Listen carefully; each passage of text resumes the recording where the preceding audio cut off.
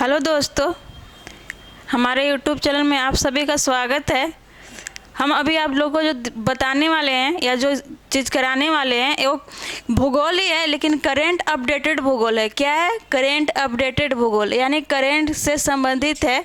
जो भूगोल में, ये आपको भूगोल का ही चैप्टर है जिसे आप भूगोल में पढ़ते होंगे तो देखने को मिला होगा, लेकिन ये अभी अपडेट में है, इसलिए हम आप लोग को बता रहे हैं। तो अब ये बहुत ही VVI हो सकता है कि आप लोग के संभावित जो भी एग्ज़ाम है, किसी भी एग्ज़ाम में इससे एक आध प्रश्न पूछ लेगा। ऐसा नहीं है कि सिर्फ बिहार से ही है, जो बिहार में एग्ज़ाम होगा उसी से पूछेगा। हो सकता है कि इससे बाहर जो भी एग्ज़ाम हो उसमें पूछ ले। तो हम इसका पहला देखते हैं क्या है। थोड़ा पेन ले लेते हैं।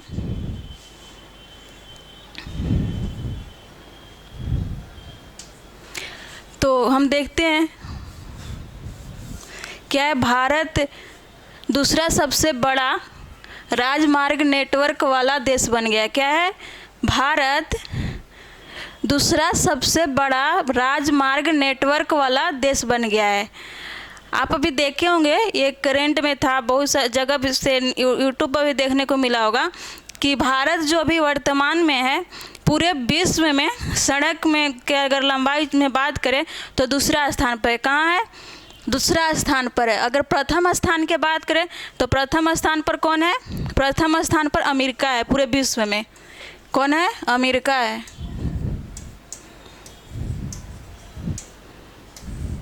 प्रथम पर।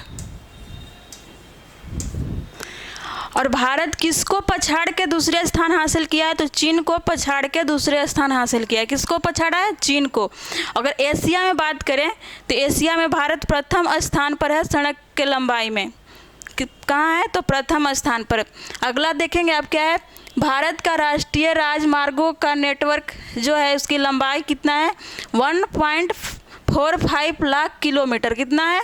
1.45 लाख किलोमीटर।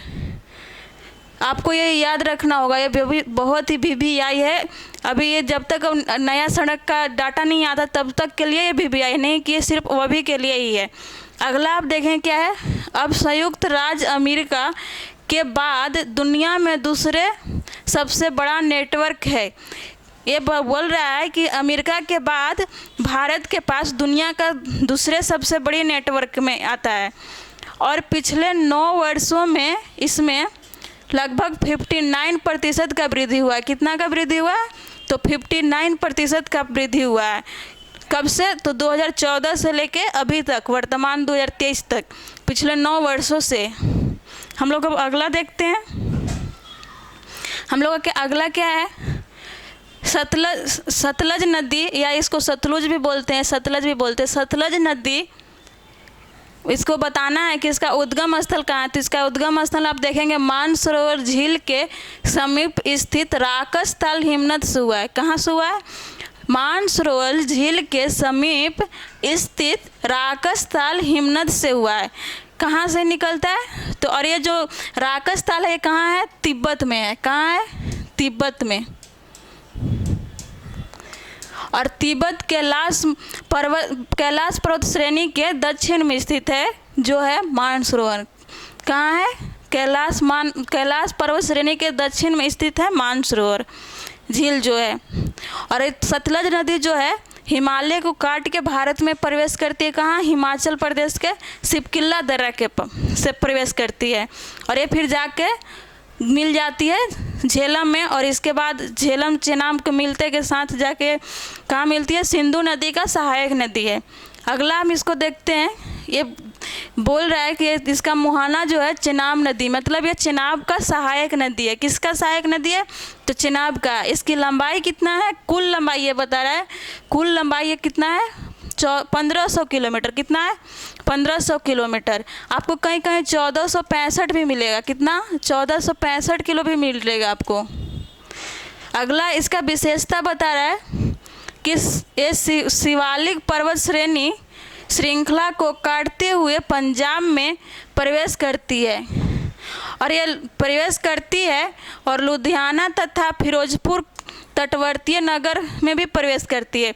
और ये फिरोजपुर जहाँ आप देख रहे हैं ना, फिरोजपुर पर ही ये यहीं पर ही सतलज और ब्यास नदी के संगम पर यहाँ पर ही बना हुआ है हरेक्के ब्राज। क्या है? हरेक्के ब्राज।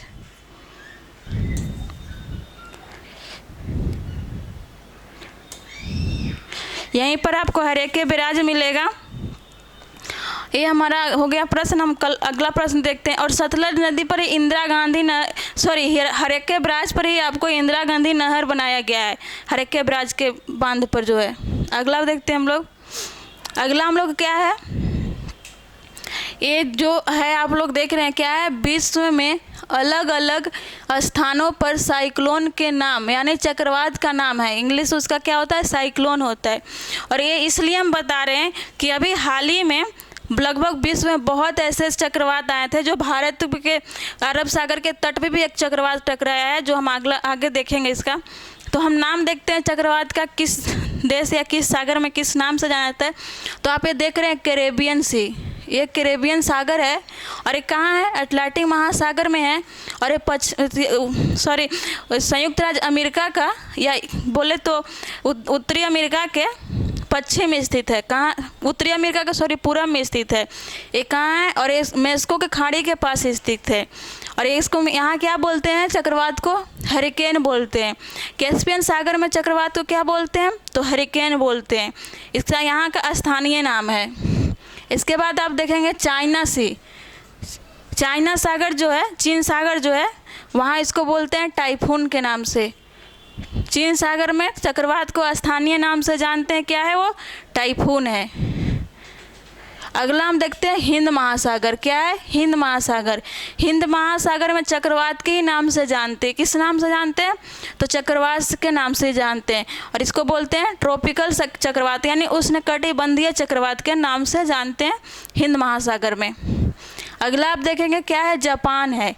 जापान में किस नाम से जानते हैं चक्रवात को? तो टाइफून के नाम से ही जानते हैं। क्या है? टाइफून नाम से ही जानते हैं। अगला आप देख रहे हैं उत्तरी ऑस्ट्रेलिया। और ये बहुत बार एग्जाम में पूछा हुआ, बहुत ही बार, ये बहुत ही VVI है आपका,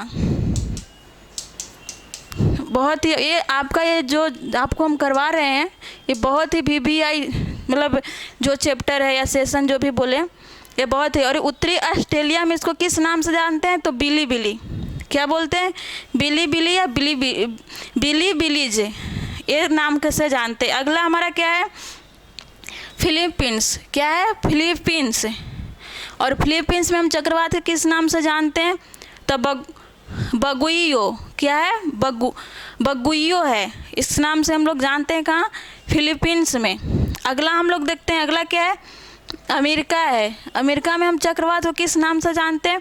तो हरिकेन है एक, और एक टार्नेडो। और टार्नेडो चक्रवात है जो विश्व के सबसे शक्तिशाली चक्रवात है।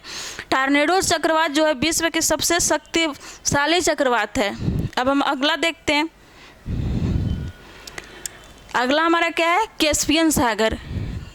क्या देख रहे हैं? कैस्पियन सागर। ये भी VVI है क्योंकि कैस्पियन सागर इसका कुछ विस्तार यूरोप में है और कुछ विस्तार एशिया में है। तो हम देखते हैं इसको।